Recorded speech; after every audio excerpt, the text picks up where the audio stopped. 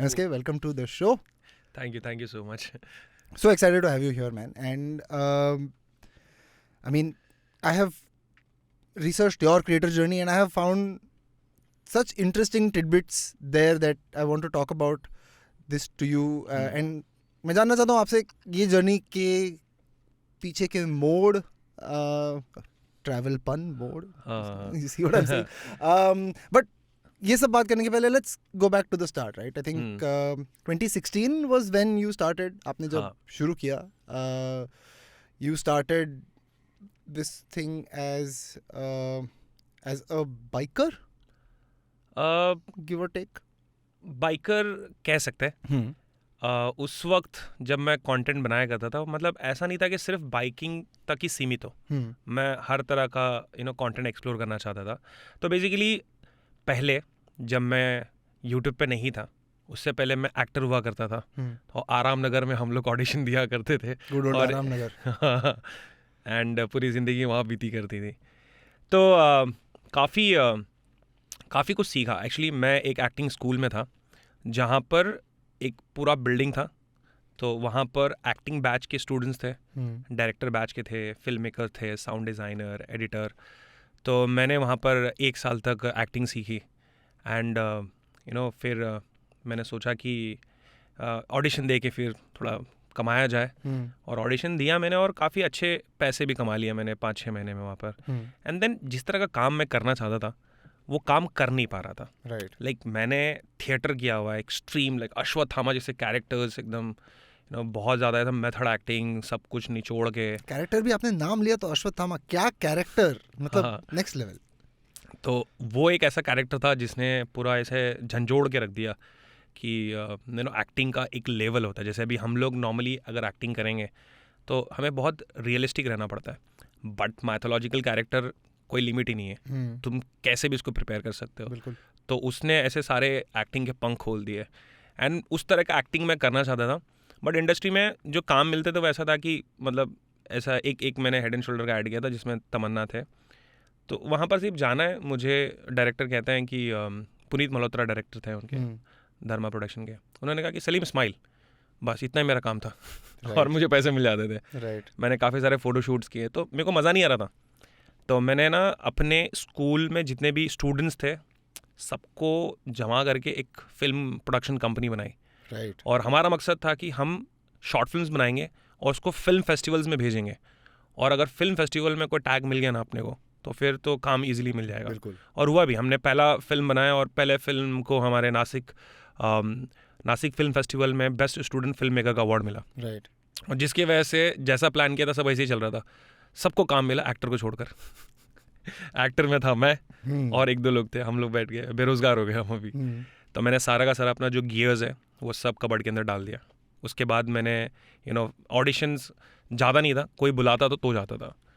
And then पहले से ही traveller वाला एटीट्यूड था. घूमने में पहले मैं 2013 में मैं लद्दाख गया था. राइट. मतलब उस टाइम पे लद्दाख में कोई देखने को मिलता नहीं था. बहुत रेयर लोग आते थे, सड़कें नहीं थी. वैसे टाइम पे हम लोग घूमते थे. बाइक से गए थे? हाँ, मतलब यहाँ से बाइक से नहीं पर वहाँ मनाली से हमने बाइक लिया, फिर हम लद्दाख गए, फिर पैंगोंग ले जाके घूम फिर गए. वैसा मतलब किया करते थे. एंड जब मुझे पता चला व्लॉगिंग के बारे में तो मैं व्लॉगिंग को पहले कहता था कि वीडियो लॉग. राइट. तो मैंने एक मूवी देखी थी अवतार. राइट. तो उस मूवी में जब वो अवतार में जाता है तो वो अपना पूरा एक्सपीरियंस कैमरे के सामने आके बात करता है. तो मैं पहले ऐसे जर्नल लिखा करता था कि मेरे लाइफ में क्या हो रहा है. तो ऐसे पन्ने भरा करता था. वही सेम चीज़ को मैं वीडियो के सामने आके कहना चाहता था. लेकिन जब मैं एक्टिंग करता था ना तो काफ़ी सारी ऐसी चीज़ें थी जो मैं नहीं कर पाता था. जैसे कैमरे के सामने मेरे को बहुत ऐसा फियर था, बहुत फटती थी. समझ नहीं आता था कि कैसे बात करूं. और अभी तो फिलहाल ठीक है, लेकिन अगर आप मेरे पुराने व्लॉग देखोगे ना तो आपको समझ में आ जाएगा ये सच बोल रहे हैं. नहीं आता इसको बात करने यार. तो यूट्यूब स्टार्ट करने के पीछे 2-4 रीज़न थे. सबसे पहला जो मोटिवेशन था कि यहाँ पर आके मैं फिल्म मेकिंग के बारे में सीखूंगा और मेरा कैमरे वाला जो फियर है वो दूर होगा. राइट. एंड ऐसा नहीं कहूँगा कि पैसा बिल्कुल भी नहीं था या फेम बिल्कुल भी नहीं था. वो थे लेकिन वो प्रायोरिटी पे नहीं थे. मतलब सीखना था पूरा प्रोसेस को A to Z कि शुरुआत से लेकर एंड तक क्या प्रोसेस होता है. और वही सीखने के लिए मैंने किया आपको पता है मैं हफ्ते में एक व्लॉग डाला करता था, राइट, फ्राइडे के दिन जब बॉलीवुड की मूवी रिलीज होती है मैं भी अपने व्लॉग रिलीज किया करता था और उसको वैसे ही प्रमोट किया करता था एंड लाइक फुल ऐसा प्रमोट करके कि ये व्लॉग कत्ल कर देगा, किल कर देगा, भयंकर व्लॉग, ऐसा वैसा सारे अलंकार जोड़ के ऐसे लोगों को बताता था मैं। और पब्लिक फिर जाके देखते थे और अच्छा रिस्पॉन्स था। मतलब मैंने कभी ये नहीं देखा कि लाइक मैंने व्लॉग डाले लोग देखे नहीं, राइट, मतलब टचवुड लोगों ने देखा है और धीरे धीरे करके लोगों को मेरी पर्सनालिटी पसंद आने लगी, काफ़ी रियल लगी। मतलब जो था मैं बोल देता था, अगर मान लो कि कहीं घूमने के लिए गया, अगर मतलब ख़राब सही नहीं लग रहा है मैं बोल देता था नहीं सही लग रहा है, नहीं बनाने का दिल कर रहा है या फिर जो भी होता था, तो लोग उससे कनेक्ट होते गए। राइट, एंड मेरे को रियलाइज़ हुआ कि यार ये तो बढ़िया है, ये तो बढ़िया हो रहा है। मेरे 1000 सब्सक्राइबर हो गए और मेरे को इतनी खुशी मिलियन सब्सक्राइबर पे भी नहीं हुई थी जितनी मेरी 1000 सब्सक्राइबर पे हुई थी। राइट। तो बट मुझे आपसे ये पूछना है कि ये जो पहले 1000 फॉलोअर थे, राइट, इसका और आपने जो कॉन्फिडेंस वाली बात कही कि कैमरा के सामने कैमरा से किस तरह एंगेज करना, कॉन्फिडेंस बिल्ड करना, खुद को प्रेजेंट करना, इसमें कोई कोरिलेशन था कि फॉलोअर बढ़े तो ये समझ आया कि शायद मैं सही कर रहा हूँ, या करते करते मुझे समझ आने लगा, आपको समझ आने लगा कि आप सही कर रहे हो, फॉलोअर आए ना आए? पहले कैसा एटीट्यूड था और शायद आप अगर बाद में बताएं कि अभी कैसा एटीट्यूड? तो मैं हमेशा से ये मानता हूँ कि जो भी तुम्हारी वीकनेस होती है या जिस चीज़ से तुम्हें डर है, जैसे मुझे ना हाइट का बहुत डर है कि मैं ट्रैक करने जाता हूँ मेरे हाथ से पसीने वसीने आने लगते हैं, मैं नीचे देखूंगा तो मेरे को चक्कर आने लगते हैं। तो वो फियर दूर कब होगा? मतलब मैं अपने घर पे बैठे बैठे तो दूर नहीं कर पाऊंगा, मैं जाऊंगा वहाँ पर जाके लाइक वो डर को फेस करूंगा तब जाके तो वो दूर होगा ना। बिल्कुल। तो उसी तरह से अगर मेरे को कैमरे के सामने बोलने का डर है तो मुझे ये बार बार करना पड़ेगा जब तक ये डर ना निकल जाए। राइट। तो मैंने यूट्यूब पे आने से पहले काफ़ी सारे बुक्स पढ़े थे, मोटिवेशनल बुक्स भी थे, लाइक मैंने जो पहली किताब पढ़ी थी शिव खेरा की यू कैन विन, उसमें मेरे को काफ़ी कुछ सीखने को मिला था। एंड देन ऐसे डिस्कवर करते करते एक बुक थी the secret by Rhonda Byrne, वो पढ़ी थी, तो काफ़ी सारी सोच ऐसी उजागर हो चुकी थी कि हाँ मतलब ज़िंदगी में अगर कुछ करना है तो नज़रिया थोड़ा बदलना पड़ेगा, वो चीज़ ठीक हो जाएगी। तो मेरा वो नज़रिया था कि अगर कोई चीज़ तुम्हारी वीकनेस है उसको तुमको ठीक करना पड़ेगा। मैंने पहला वीडियो जब मैंने शूट किया था, मेरे को एडिटिंग नहीं आती थी और मेरे एडिटर दोस्त बहुत थे, उनको मैं 1000 रुपये देने को तैयार होगा तो यार एडिट करके दे, मैं तेरे को 1000 दूंगा। एक दोस्त दिल्ली में था, फिर एक मुंबई में था, उसको मैंने बोला तू एडिट कर ले, तेरे को मैं 3000 दूंगा यार। कोई बोलता है नहीं, तेरे को तू मेरे को देगा तो मैं तेरे को 1 हफ्ते बाद दूंगा एडिट करके। मैंने बोला इतना तो नहीं लगता है, इतना तो मैं मतलब अफोर्ड ही नहीं कर सकता टाइम का। मैंने खुद सारा यूट्यूब पे देख देख के सीखा है। तो अगर नहीं आता है तो हम सीख सकते हैं, दुनिया में ऐसी कोई चीज़ नहीं है जो तुम नहीं सीख सकते, अगर सीखने की इच्छा हो तो सीख सकते हो। तो काफ़ी कुछ मैंने इम्प्रूव किया अपनी लाइफ में। तो ऐसे करते करते फिर ना मतलब ऑटोमेटिकली सब आते गए। जैसे अभी सब्सक्राइबर का जो था वो ऐसा था कि एक वैलिडेशन था कि तुम्हें 1000 सब्सक्राइबर ने ज्वाइन किया है, सब्सक्राइब किया, वो एक वैलिडेशन था कि तू जो भी कर रहा अच्छा कर रहा है। बिल्कुल। और पहला वीडियो मैंने ये बनाया था कि मुझे पता है, मैंने पहले भी बहुत सारे वीडियोस बनाए थे गोवा के यहाँ वहाँ, तो कभी अपलोड करने की हिम्मत नहीं हुई। ये सोचता था कि लोग क्या बोलेंगे अगर मैं थोड़ा सा फंबल करूँगा, या फिर लोग क्या कहेंगे, उस डर से मैंने कभी अपलोड नहीं किया था। तो मैंने पहले बोल दिया देखो मैंने इस रीज़न से अपलोड नहीं किया था, अब मैं कर रहा हूँ चाहे दुनिया कुछ भी बोले। बहुत बढ़िया। आई थिंक आपने जो कहा इट साउंड्स लाइक आपके ऑडियंस को आपकी रियलनेस से लगाव है, that is what they look for. क्योंकि जब मैंने शुरू किया था मुझे पता है कि मैं अच्छे से नहीं बोल पाता था, ना ही इंग्लिश अच्छी थी ना ही हिंदी अच्छी थी। मेरी हिंदी जो थी वो बंटाई वाली हिंदी थी, मुंबई वाली हिंदी, खारेला पीरेला वैसी वाली थी मैं, क्योंकि मैं धारावी में रहता था पहले। एंड वहाँ पर मेरे हिंदी छोड़ो, मतलब पता नहीं वो कौन सी लैंग्वेज है जो हम बॉम्बे में बोलते हैं, बम्बैया लैंग्वेज जो भी है। तो अभी मतलब वही है, मतलब उसको इम्प्रूव करना, मतलब हिंदी किताब पढ़ पढ़ के मैंने वो सब, अभी आप देखोगे कि हिंदी के शब्द मेरे काफ़ी अच्छे हो चुके हैं। उजागर बोला आपने। हाँ। वाह उजागर, बहुत बढ़िया। एक बात बताओ लेकिन यार, ये जो ट्विस्ट था फिल्म स्कूल वाला और उसके बाद यूट्यूब वाला, अभी भी फिल्म में अगर ऑफर मिले या चांस मिले या करने का मौका मिले तो वो करोगे, या अब डिसाइड किया कि इस पे फोकस रखना है? नहीं करूँगा ना, मैं बिल्कुल करूँगा। मैं एक्चुअली ना मैं ना यूट्यूब पे आने के बाद ना थोड़ा सा आलसी सा हो गया हूँ। मेरे को ऑडिशन के लिए लोग बुलाते, मैं जाता नहीं था। मेरे को गली बॉय के लिए आया था इनविटेशन कि यू आर शॉर्ट लिस्टेड और आपका लुक टेस्ट होगा, आप आना। मैं गया ही नहीं और उसकी फिल्म की शूटिंग मेरे घर के बाजू में हुई है। वो जो इसका आलिया भट्ट का जो डायलॉग है कि मेरे बॉयफ्रेंड के साथ गुलू गुलू करेगी, उस ब्रिज पे हम लोग ना ऐसे चिल किया करते थे। और जब मैंने वो देखा मेरे को इतना तकलीफ हुआ कि मैं क्यों नहीं गया यार ऑडिशन में। Hello. It's been another great week on the IVM Podcast Network. On Cyrus Says, Cyrus is joined by Jyoti Malhotra. Jyoti is the MD of Volvo Cars India. The two of them drive around Volvo's electric car, the XC40 Recharge, and talk about why going electric is the future. Do check out the special episode that we are calling Cyrus Drives on the Cyrus Says YouTube channel. On the Life Manifesto, we have a Teacher's Day special episode. Zarina lists 5 factors that are equivalent to a teacher in everyone's life. On the Wired Talks, Siddharth talks to Nandini Jami, who runs Check My Ads. Check My Ads is an ad tech industry watchdog, and the initiative has been put together to curtail the promotion of hateful ads in the digital space. On A Sip of Finance, Priyanka shares how to manage a DMAT account with simple tips. And on Think Fast with Varun and Suchita was on holiday this week and I was able to sub in. We spoke about YouTube's move of testing a podcast tab on its homepage.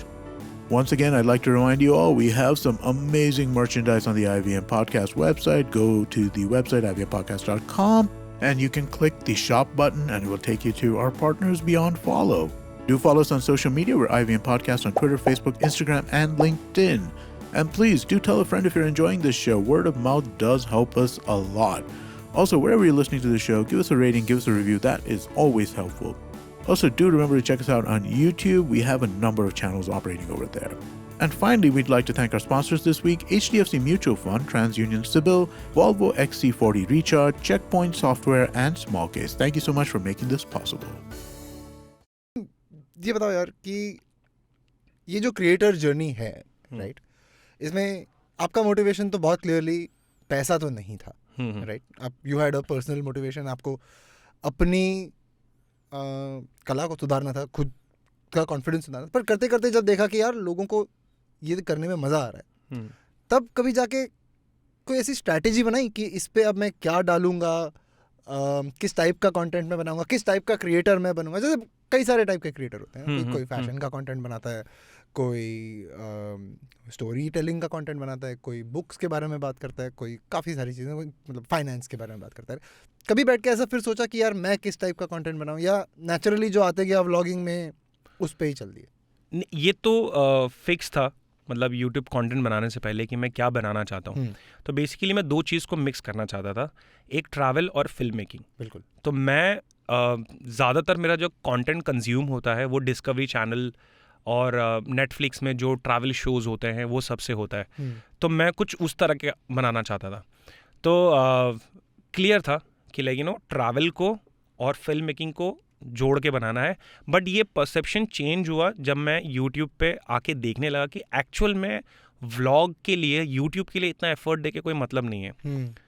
आपको daily यहाँ पर vlogs करने होते हैं। अगर देखो, मतलब जो भी जितने भी क्रिएटर्स हैं, अगर वो व्लॉग बना रहे हैं और वो कंसिस्टेंट नहीं है ना, तो उनके व्लॉग को रीच वैसा नहीं मिलेगा। यूट्यूब का अलगोरिदम नहीं कहूँगा, लेकिन ऑडियंस का जो बिहेवियर है वो ऐसा ही है जैसे व्लॉगिंग में कुछ खास नहीं होता है।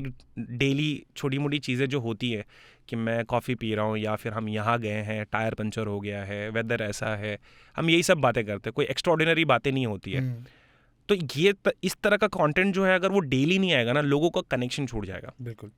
तो डेली व्लॉग करने के लिए मैं फिल्म मेकिंग में, एडिटिंग, म्यूज़िक, ये सब में ज़्यादा वक्त नहीं डाल सकता था। राइट।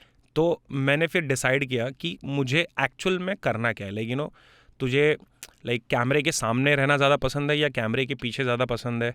तो ये सब कैलकुलेट करके फिर डिसाइड किया कि कैमरे के सामने रहते हैं, लोगों को जितना ज़्यादा हो सके स्टोरी देते हैं। स्टोरी टेलिंग करने के लिए मतलब हम एडिटिंग पे ज़्यादा ध्यान रखेंगे ना, अगर हम ज़्यादा वक्त उस पर बिताएंगे तो हम स्टोरी टेलिंग नहीं कर पाएंगे। अगर एडिटिंग को कम करूँगा तो मैं ज़्यादा स्टोरी बता सकता हूँ ऑडियंस को। तो मैंने फिर एडिटिंग धीरे धीरे कम कर दी मैंने।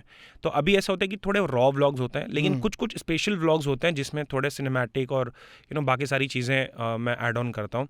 बट मेरे हिसाब से अगर व्लॉग कर रहे हो ना तो उसको जितना ज़्यादा रॉ रख सके और क्रिस्प रख सके, मतलब एक एंगल पे ज़्यादा समय तक बात ना करना, और बात करते करते पीछे के जो लोकेशन चेंज होते हैं वो चेंज होते रहेंगे तो काफ़ी खूबसूरत व्लॉग दिखता है।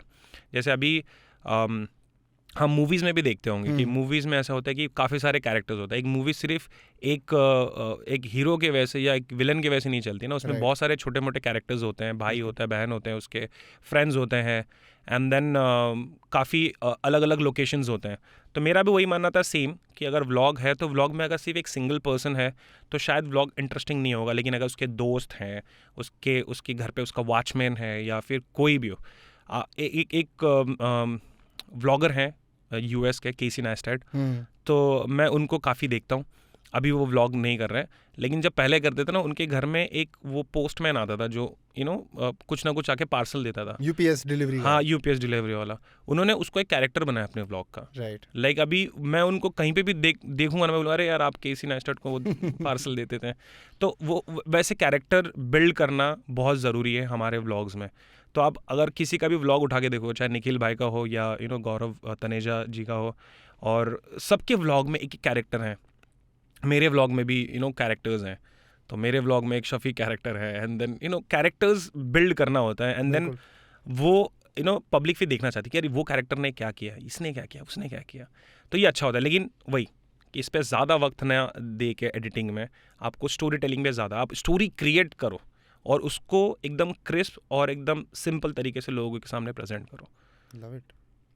पाजी, गौर पाजी तो भाभी और पाजी दोनों थे, अभी उनकी थोड़ी बर्थडे वाली फाइट हो गई है, बट सरप्राइज हो गया, तो सबको सरप्राइज मिल गया। बट शाउट आउट टू पाजी, डूइंग अमेजिंग वर्क। यार एक बताओ, ट्रैवल से इंसान काफ़ी बदल जाता है। एग्जैक्टली। काफ़ी नए एक्सपीरियंसेस, नए पर्सपेक्टिव्स, नई जगह। ट्रैवल और व्लॉगिंग से तो इंसान और भी काफ़ी बदल जाता है। मतलब now you are not just travelling for yourself, आप ट्रैवल कर रहे हो अपने अब मिलियंस ऑफ सब्सक्राइबर्स को भी दिखाने के लिए। तो पहले जब ट्रैवल करते थे और अब जब ट्रैवल करते हो, इसमें कोई अंतर, फ़र्क? किस तरह से प्लान करते हो, कहाँ जाना होता है, कैसे, how do you make it work for your programming? So मेरे लिए ट्रैवल दो तरीके का है। एक तो हम छुट्टियां मनाने जाते हैं, एक वो ट्रैवल होता है। एक अभी जब मैं ट्रैवल में जाता हूँ वो मेरे लिए छुट्टी मनाने वाला ट्रैवल नहीं होता है। मैं वहाँ पर जा रहा हूँ क्योंकि मेरे को ट्रैवल व्लॉग्स बनाने हैं। तो मेरा फोकस व्लॉगिंग के ऊपर ही होता है, लाइक जहाँ पर भी जो भी सिचुएशन हो या जो भी व्यू हो या जो भी वहाँ की स्टोरी हो, वहाँ का लैंग्वेज, वहाँ का कल्चर, वहाँ का फूड, ये सब पे ज़्यादा मेरा फोकस होता है। इन्जॉयमेंट मेरा होता है लेकिन वो बहुत रेयर होता है। मतलब अगर आप 90% मेरा फोकस व्लॉगिंग पे होगा तो 10% अपने इन्जॉयमेंट और वो सब चीज़ पे होगा। लेकिन एक टाइम था जब हम ग्रो कर रहे थे, तब समझ नहीं आ रहा था कि कर क्या रहा हूँ। लाइक मैं यहाँ पर घूमने के लिए आया हूँ, अपने आप को अच्छा फील करवाने के लिए आया हूँ, या फिर मैं अपने सब्सक्राइबर्स के लिए आया हूँ। राइट। तो एक टाइम बाद ऐसा आ गया था कि मैंने ना व्लॉग डालना छोड़ दिए थे लगभग 30-40 दिन के लिए। मुझे खुद नहीं समझ में आ रहा था कि मैं कर क्या रहा हूँ, और मैं सेम चीज़ कर करके थक चुका था कि लाइक अब क्या मतलब घर पे लॉकडाउन में भी मैंने 30 दिन में 30 व्लॉग बनाए थे। वो क्या बनाया था मेरे को भी नहीं समझ में आया कि मैंने क्या बनाया था, और वो व्लॉग मैंने उम्मीद नहीं थी कि ऑडियंस देखेंगे, और उसी वक्त मेरे को सबसे ज़्यादा सब्सक्राइबर्स मिले थे। राइट। तो मेरे को नहीं समझ में आ रहा था कि क्या चीज़ है जो ऑडियंस को पसंद आ रही है। लेकिन मैं अभी जो व्लॉग बना रहा हूँ ना, उसमें ये चीज़ का भी ध्यान रख रहा हूँ कि मुझे भी अच्छा लगना चाहिए, क्योंकि मैं क्रिएटर हूँ। अगर मैं कोई चीज़ क्रिएट कर रहा हूँ, मुझे पसंद नहीं आ रहा, तो शायद मैं आगे क्रिएट नहीं कर पाऊँगा। तो मैंने अभी ऐसा है कि जब मुझे कोई व्लॉग करना होता है कोई ट्रिप पे, अभी मैं आसाम में गया था, तो वो पूरा का पूरा फोकस था कि मुझे वहाँ पर कंटेंट बनाना है। यहाँ आने के बाद मैंने एक दिन रेस्ट लिया, और उसके बाद एक दिन एक ट्रैक के लिए गया जिसको मैंने कभी कहीं दिखाया ही नहीं। राइट। मैं लोनावला गया था, कोराईगढ़ फोर्ट, वहाँ जाके मैं आराम फॉग में बैठा हूँ और चिल कर रहा हूँ। वो मैंने कहीं पे भी नहीं बताना, एक स्टोरी भी नहीं डाली वहाँ पर। तो वो मेरे लिए था वो, तो मैंने ऐसा क्रैक निकाला है। इतना सिंपल सा क्रैक है, बट लगी मेहनत पहुंचने में उस क्रैक तक भी। हाँ, बहुत मतलब मेंटल चीज़ों से गुजर के ये सब आया है वहाँ पर। बहुत सही यार। What is your favourite place to go to अब तक जहाँ भी गए हो? ऐसा कोई पर्टिकुलर प्लेस नहीं है। भाई किस टाइप की जगह जाना आपको मतलब खुद के लिए बहुत पसंद है, और किस टाइप की जगह जाना पसंद है क्योंकि आपकी ऑडियंस या जनता इस टाइप की जगह मांगती है? ऐसी जगह जहाँ पर मैं अकेला रह सकूँ और अच्छा व्यू है, टॉप पे कहीं, या फिर समंदर के किनारे, या पहाड़ में कहीं, या फिर बीचेस में, जहाँ पर मैं शांत हूँ, वो जगह मुझे काफ़ी पसंद है। मुझे भीड़ भाड़ ज़्यादा पसंद नहीं है। और ऑडियंस के पर्सपेक्टिव से अगर मैं देखूँ तो ऑडियंस को ज़्यादातर अभी पहाड़ देखना ज़्यादा पसंद है। Sure. लद्दाख वाले वीडियोस लोग अभी देख रहे हैं, और हर क्रिएटर, जितने भी क्रिएटर्स मैं जानता हूँ जो ट्रैवल वाले हैं, वो एक साल में एक बार लद्दाख तो जाते ही हैं। बिल्कुल। मैं इस बार नहीं गया। क्यों? अरे मेरे को मतलब सब दिखा रहे हैं, सब हो चुका है। हाँ मतलब मैं दिखा चुके। कितना दिखाऊं, और मैं मतलब लद्दाख में 2013 में गया, 18 में गया, फिर उसके बाद और एक बार गया, मैं 3 बार गया हूँ मैं। तो मैंने ऐसा रखा था कि 1-2 साल में, 2-3 साल बाद फिर से आऊँगा, देखूंगा, क्योंकि 2-3 साल बाद चेंजेस देखेंगे वहाँ पर। तो अभी वहाँ पर एक ज़ांस्कार वाला रूट है, लोग अभी ज़ांस्कार कर रहे हैं। तो ऑडियंस मतलब जो चीज़ देखना पसंद करते हैं, मैं अगर वो चीज़ नहीं पसंद करता तो मैं नहीं बनाता हूँ। राइट। मुझे पता है उससे मेरा नुकसान है। अगर आप फ्लो के साथ में चलोगे, मतलब गंगा अगर बह रही है तो आप उसके साथ इजीली बह सकते हो। आप करंट के अपोजिट जाओगे तो आपको बहुत मेहनत करनी पड़ेगी। मैं अपोजिट जा रहा हूँ। राइट। मैं अपना ही कंटेंट क्रिएट कर रहा हूँ और उम्मीद कर रहा हूँ कि लोगों को वो पसंद आएगा। एंड पहली बार ऐसा हुआ है कि एक कंटेंट मैंने बनाया जो मुझे भी पसंद आया और ऑडियंस को भी पसंद आया। हर बार ऐसा होता है कि जो कंटेंट पे मैंने अपना पूरा का पूरा 100% दिया है, पूरा दिलो जान लगा दिया, खून पसीना एक कर दिया, वो कंटेंट लोगों को नहीं पसंद आता है। और जिसमें मैंने ऐसे ही बना दिया, मिलियन व्यूज़ में, ये क्या बवाल है यार ये तो यार गड़बड़ है। लेकिन अभी रिसेंटली मैं आसाम गया हुआ था, तो आसाम में एक सिल्क है जो सिर्फ आसाम में मिलता है, दुनिया में कहीं नहीं मिलता है, मुगा सिल्क। तो उसका पूरा प्रोसेस मैंने दिखाया है कि कैसे वो जो बटरफ्लाई होता है वो कैसे किस तरह से पूरा वो प्रोसेस, फिर वहाँ से लेकर वो कपड़े बनने तक का पूरा प्रोसेस मैंने दिखाया। एंड मैं भी काफ़ी कुछ सीखा हूँ उससे। एंड आसाम की चाय काफ़ी फेमस है, तो वहाँ पर जाके मैंने पूरा चाय का प्रोसेस, मतलब वो पत्ती तोड़ने से लेकर फैक्ट्री में पूरा प्रोसेस खुद सीखा एंड जाके प्रैक्टिकली देखा। एंड वही जो हमने पूरा प्रोसेस किया था फैक्ट्री में, वही चाय पत्ती से फिर हमने चाय बनाया, वही पिया। एंड लाइक ये वाला एक्सपीरियंस मेरे लिए काफ़ी अच्छा था, और ये ऑडियंस को पसंद आया है। और ये तो मतलब एवरग्रीन कंटेंट है, ये ऐसा नहीं है कि ये सिर्फ व्लॉग है। ये तो मतलब कोई अगर असम कभी जाना चाहता है और ढूंढना चाहता है क्या करने के लिए असम में, उसके लिए भी वैल्यूएबल है। कोई अगर बहुत दूर कहीं बैठा हुआ है जो कभी असम ना जा पाए शायद लाइफ में, उसके लिए भी वैल्यूएबल है। तो मतलब हाँ, मतलब देखो ये जो कंटेंट था ना, ये टूरिस्ट वाला कंटेंट नहीं था। हाँ। मतलब यहाँ पर कोई मुंबई से घूमने के लिए जाएगा, वो यही नहीं देखने जाएगा चाय कैसे बनती देखते हैं। हाँ। वहाँ पर जाएगा, वहाँ पर जो मजूली है, वहाँ पर जो रिवर आइलैंड है, लार्जेस्ट रिवर आइलैंड है, वो देखने जाएगा। या फिर वहाँ पर जो काजीरंगा पार्क है उसमें जाएगा। वो जो मैंने किया है वो थोड़ा मुश्किल है। वो चाहे तो कर सकता है, बट वहाँ पर फैक्ट्री वाले कैसे अलाउ करेंगे कि कोई आके वहाँ देखे। अगर कोई वो चाय प्रोसेस का टूरिज्म स्टार्ट कर दे तो फिर वो बात अलग है, बट अभी तक ऐसा कुछ नहीं है वहाँ पर। तो मैं वही कह रहा हूँ ना, मैं थोड़ा हटके चल रहा हूँ कि लोग जाके जो चीज़ देखना चाहते हैं मैं वही दिखाई नहीं रहा हूँ उनको। नहीं, ज़बरदस्त है यार, क्योंकि जो लोग देखना चाहते हैं वो शायद कई और लोग बना भी रहे हैं, दिखा भी रहे हैं। राइट। सो मैं पहले से चाहता था कि कुछ कंटेंट ऐसा बने जो लोगों के लाइफ में वैल्यू ऐड करे। बिल्कुल। मतलब अब मैं मुझे भी पता है कि मैं क्या कंटेंट बना रहा हूँ। कभी कभार मुझे पता है कि कंटेंट में कुछ होता नहीं है, ऑडियंस उसको देखती भी है। फिर मैं सोचता हूँ कि क्या वैल्यू दे रहा हूँ मैं उनको यार, मतलब क्यों मैं उनको उल्लू बना रहा हूँ। कुछ ना कुछ तो ऐसा अच्छा उनको दे ताकि उनके जहन में बैठ जाए वो चीज़, लाइक कि यार ये क्रिएटर है जो एफर्ट लेता है और कुछ अच्छा दिखाने की कोशिश कर रहा है। और अभी तो चल रहा है ये जो व्लॉगिंग हम देख रहे हैं ना, कुछ भी जो बना के डाल रहे हैं, एक टाइम बाद मुझे नहीं लगता ये चलेगा, क्योंकि लोग ना बहुत ऊब चुके होंगे कि बस हो गया, सबके घर में यही चल रहा है यार। नहीं, और ये तो है यार, मतलब फनी भी होते हैं मीम रिव्यू वाले कंटेंट कि आप बैठ के सिर्फ मीम देख रहे हो और हंस रहे हो। फनी तो होते हैं कुछ बट कब तक, है ना। और वैल्यू की जो आपने बात कही, आई थिंक मेरा तो मानना ये है कि कंटेंट में सबसे ज़्यादा इम्पोर्टेंट वैल्यू है, वो एंटरटेनमेंट वैल्यू है, इंफॉर्मेशन वैल्यू है, टूरिज्म वैल्यू है, साइंस की वैल्यू है। That is up to you to figure out as a creator आप क्या कहना चाहते हो, क्या बोलना चाहते हो, बट वैल्यू देना बहुत बहुत ज़रूरी है। एक दूसरी बात पूछता हूँ, अब जैसे आपकी 6-7 साल की क्रिएटर जर्नी अकेले तो नहीं करी, साथ में लोग थे, शुरू में शायद दोस्त थे, अब शायद टीम है। कैसे बनाई ये टीम एंड क्या डिसीजन लिए कि okay now I need a manager, okay now I may be need a full time editor with me? किस टाइप से ऐसे डिसीजन लिए और कब लिए ये डिसीजन? अभी जिस तरह का मैं कंटेंट बना रहा हूँ उस तरह का कंटेंट बनाना है तो मेरे को टीम चाहिए। लेकिन ये टीम मतलब टीम तो बाद में, टीम अभी मेरे ख्याल से 1-1.5 साल से टीम होगी, कोविड के बाद ही टीम मैंने बनाई है, उससे पहले टीम नहीं थी, मैं अकेले ही कर रहा था। तो जैसे कि मैंने कहा ना कि मतलब मोटिवेशन मेरा था कि सीखने का, यहाँ पर पैसा भी था, फेम भी था, फेम का तो बहुत कम था लेकिन सीखने का था। और मैंने सोचा था कि सीख के वापस मैं एक्टिंग में चले जाऊँगा और वहाँ जाके एकदम बवाल बम्पार मतलब फोड़ फाड़ देंगे मतलब एकदम एक्सपीरियंस के साथ जाएंगे और कॉन्फिडेंटली कैमरे के सामने बात करेंगे, वो आइडिया था। बट मैं नील से मिला, ठीक है, नील ने मेरे को अप्रोच किया एंड देन नील के साथ फिर काम करना शुरू किया मैंने। एंड उस टाइम पे भी ब्रांड्स आते थे, ब्रांड्स जब नील नहीं भी था उस टाइम पे brand. Neil is Neil Gogia, CEO of iPlix. iPlix, yes. And he was on an episode of this show as well. You can go check out that episode after you finish this one. Back to you. तो मेरे पास brands आते थे, वो कहते थे कि आप ये प्रोडक्ट ले लो और आप स्टोरी डाल दो या फिर वीडियो बना दो। और कुछ कुछ ब्रांड्स आते थे जो कहते थे कि आपको हम देंगे इतना पैसा, आपको ये वीडियो डालना है, ये ऐसे ऐसे बोलना है। तो मैं तो बहुत ब्रांड्स को मना कर देता था, क्योंकि इस मतलब जैसे कि मैंने आपको कहा कि मैं एक्टिंग करता था, एक्टिंग से पहले मैं बिज़नेस करता था।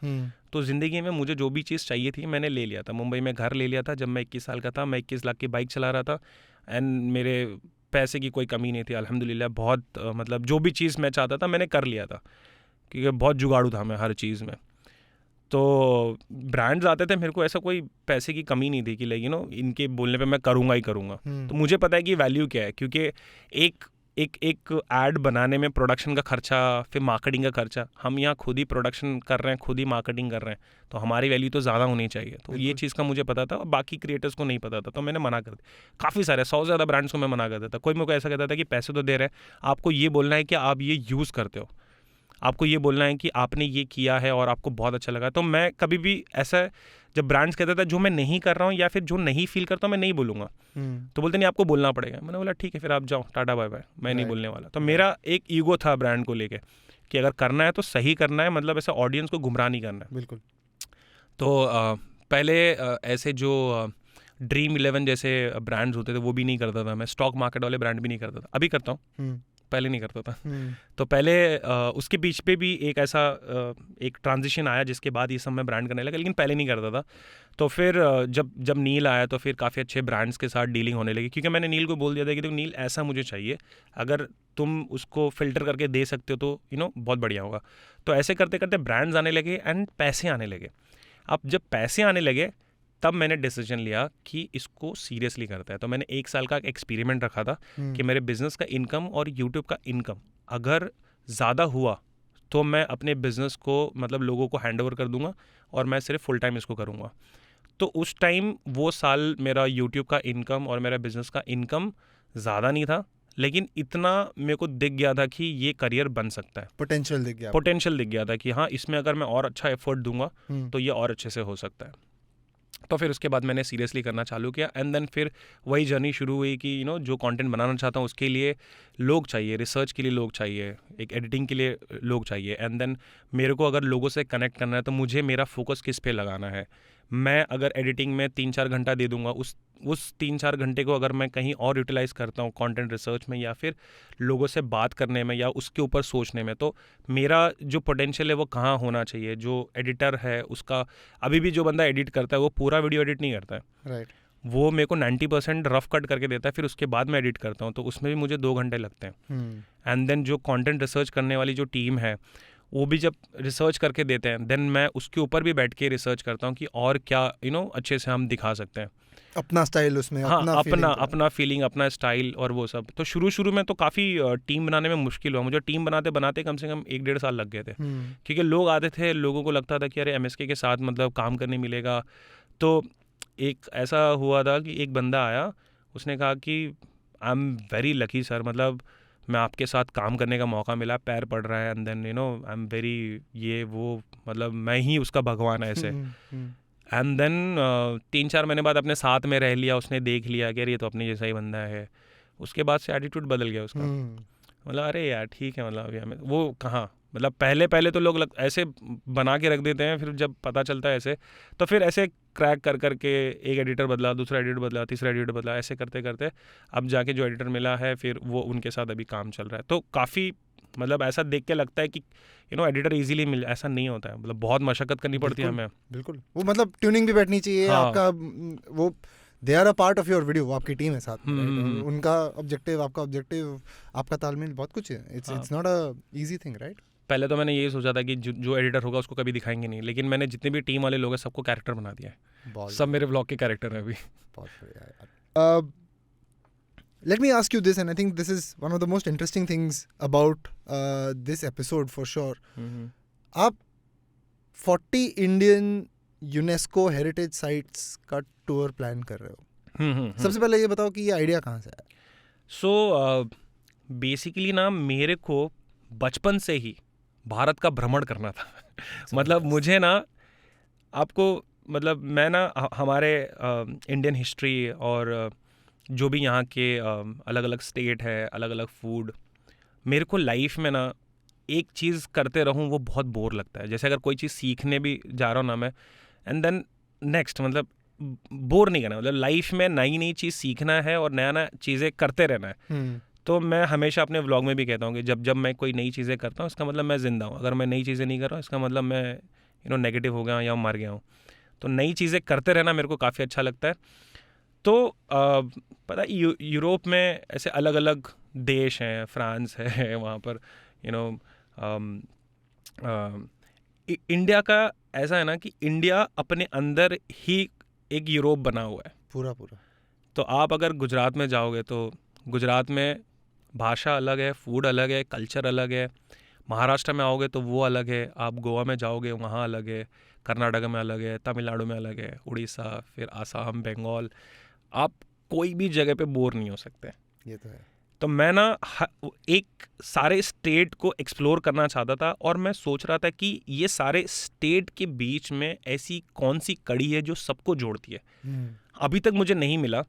एक जो क्लोजेस्ट कड़ी मिली थी वो ये था कि यूनेस्को का वर्ल्ड हेरिटेज साइट्स, तो 40 साइट्स है, मतलब ये धीरे धीरे ऐड होती जाती है, अभी फ़िलहाल के लिए तो 40 है और ये 40 है 20 स्टेट्स में, राइट। मतलब बाकी बच गए। तो हम शुरू करेंगे इसको महाराष्ट्र से और ऐसे करते करते करते ये कड़ी, मतलब हम लोगों ने इसके पीछे लगभग 6 महीने लगा दिए ढूंढने के लिए कि ऐसी क्या चीज़ है, क्योंकि अगर एक मोटिवेशन नहीं है, मतलब एक चीज़ जो हर स्टेट के लिए कॉमन नहीं है, तो फिर वो थोड़ा हमारे लिए मुश्किल हो जाता है कि उसको कैसे हम पोर्ट्रे करें स्टोरी टेलिंग में, वो फिट करने के लिए, एक अच्छा फिट करने के लिए, और लाइक कि एक प्रोडक्ट भी बन पाए वो। मतलब ये नहीं कहूँगा कि मेरे को घूमना था इसलिए मैं कर रहा हूँ, लेकिन इसको एज अ प्रोडक्ट भी मैं लेके चल रहा हूँ कि लाइक अगर आगे चल के मुझे कुछ और क्रिएट करना है इस तरह का कंटेंट, तो मैं लोगों को दिखा सकूँ कि देखो मैंने ये कुछ किया है। बिकॉज ये जो कंटेंट मैं बनाने जा रहा हूँ इसके लिए पैसे खर्च होंगे, मतलब 15 से 20 हज़ार किलोमीटर गाड़ी चलने वाली है, 6 महीने का टाइम लगने वाला है, एंड और ये पूरे ट्रिप में ऐसा नहीं होगा कि मैं मतलब कर्नाटक में जाके बर्गर खा रहा हूँ, नहीं, कर्नाटक में जाके वहाँ का कल्चर, वहाँ पर जो लोकल फूड है वो मैं खाऊंगा। तो इस तरह से पूरा का पूरा सब एक्सप्लोर करते हुए जाऊँगा और लोगों को मैं ये बताऊँगा कि हम लोग इतने डिफरेंट है ना, यही हमारे में यूनिक चीज़ है। बिल्कुल। और हम लोग मतलब ऐसे बाहर, जैसे अभी मेरा बाहर घूमने का भी प्लान है, मैं मतलब अभी रशिया भी जाके आ चुका हूँ, काफ़ी सारे कंट्रीज़ मैंने किए हुए हैं, लेकिन मैं शुरू करना चाहता था भारत से, राइट, कि पहले मैं ये एक्सप्लोर करूँगा, क्योंकि अभी भी ऐसे काफ़ी सारे स्टेट है जो मैं नहीं घूमा हूँ, एंड मैं लोगों को बताना चाहता हूँ कि यहाँ का जो हिस्ट्री है, यहाँ का जो कल्चर है वो बहुत रिच है बाकी पूरी दुनिया से। तो और ये ट्रिप में ना सिर्फ हम लोगों को टूरिज़्म के बारे में या फिर यूनेस्को साइट्स के बारे में बताएंगे, यूनेस्को साइट्स तो एक बहाना है, मेरा मेन मकसद तो वही है कल्चर वल्चर को एक्सप्लोर करते हुए जाना है। और हम लोग एक इसके साथ ना एक कॉज भी ऐड कर रहे हैं। कॉज मतलब मैं हमेशा अपने व्लॉग में कहता हूँ कि live your life, live your dream, फिर ये बोल के व्लॉग एंड होता है। तो मैं मानता हूँ कि अगर कोई पढ़ लिख लेगा ना तो वो अपने लाइफ के ड्रीम पूरा कर सकता है, right. अगर वो अवेयर हो जाएगा। मैं आज जो कुछ भी कर रहा हूँ बिकॉज एक टाइम था जब मैं अवेयर हुआ था चीज़ों से। मैं जिस जगह पे रहता था वहाँ पर लोग 10,000 से ज़्यादा सोच ही नहीं पाते थे। मैं जब किताबें पढ़ने लगा तो फिर मैंने सोचा कि 10,000 तू सोचेगा तो 10,000 ही मिलेगा। Correct. 10 लाख सोचना, 10 लाख सोचा 10 लाख मिल गया, अब 10 करोड़ सोच रहा हूँ राइट। तो वो भी मिलेगा। तो मुझे ऐसा लगता है कि अगर बच्चे हैं, अगर हमें एज अ इंडिया ग्रो करना है तो मुझे लगता है कि एडुकेशन अगर सारे लोगों तक पहुंचा दिया जाए तो वो इंडिविजुअली ग्रो करेंगे, और अगर हर इंसान इंडिविजुअली ग्रो करेगा तो हम अपने भारत को भी आगे ग्रो कर सकते हैं। तो जितने भी अंडर प्रिविलेज्ड स्टूडेंट्स हैं उनके लिए हम डोनेशन इकट्ठा करेंगे और NGOs के साथ कोलैबोरेशन करके इस चीज़ को प्रमोट करेंगे, एंड देन क्लीन टूरिज्म भी प्रमोट करेंगे। क्योंकि काफ़ी टाइम ऐसा मैंने देखा है कि घूमने जाता हूँ वहाँ पर लोग बॉटल फोड़ के रखे होते हैं, प्लास्टिक की बॉटल्स होते हैं। मेरे को देख के बड़ा गुस्सा आता है कि यार इतनी खूबसूरत जगह पे तुम ये सब क्यों कर रहे हो। लाइक ये सब जगह ऐसी होती है जहाँ पर तुम बैठ के मेडिटेट कर सकते हो, वहाँ का साउंड, वहाँ पर अब बारिश के, जब मैं अभी बताया था ना मैं खोराईगढ़ फोर्ट गया था, वहाँ पर क्या व्यू था, क्या मौसम था वहाँ पर। लाइक उससे अच्छा मेडिटेशन जगह कहीं नहीं होगी। लाइक वो तुम्हें ज़िंदा कर देता है। तो ये सारे कॉजेज़, और मेरे हिंदुस्तान में काफ़ी सारे सब्सक्राइबर्स हैं, और सब जब भी मैं लाइव आता हूँ वो कहते हैं कि भाई कोलकाता आओ, भाई भुवनेश्वर आओ, भाई उड़ीसा आओ, या हर ऐसे कमेंट आते रहते हैं। तो मैं उनको कहता हूँ कि सब जगह आऊँगा, बस वेट करना। तो मैं सब जगह जहाँ पर भी जा रहा हूँ स्टेट में, सब जगह होके लोगों से मिलते हुए जाऊँगा। तो जहाँ पर भी जाएंगे हम इवेंट ऑर्गेनाइज़ करने का प्लान कर रहे हैं, लेकिन उसके पीछे खर्चा बहुत है। तो एक अगर कोई ब्रांड वाले देख रहे हो तो पैसे दे दो यार। अरे बिल्कुल, कोई ब्रांड वाले हेलो हेलो नहीं, not jokes apart, I think sorry, jokes apart, बहुत ही नोबल प्लान है, बहुत ही इंटरेस्टिंग अप्रोच है। और मुझे आपसे बस आखिरी 1-2 सवाल पूछने हैं, और शो जब हम एंड करेंगे तो हम क्या कहेंगे? क्या कहेंगे? Live a life, live a dream. बिल्कुल बिल्कुल। But before we get there, अगर कोई आज नया व्लॉग स्टार्ट कर रहा है, राइट, जिस तरह से हम पहले भी बात कर रहे थे, there are lot of creators जो कुछ भी बना के डाल देते हैं, कुछ क्रिएटर्स हैं जो थोड़ा शायद सोच के बना के। आपकी क्या एडवाइस होगी यंग व्लॉगर्स के लिए? मैं तो पहले ये कहूँगा कि जो भी काम वो कर रहे हैं वो छोड़े ना।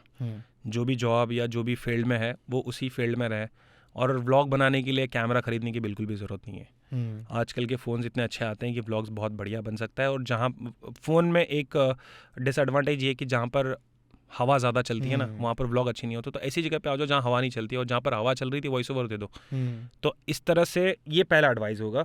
और दूसरा ये कि ना, आप ये मत देखो कि MSK क्या कर रहा है, आप ये मत देखो कि निखिल क्या कर रहे हैं, आप ये देखो कि आप क्या करना चाहते हो।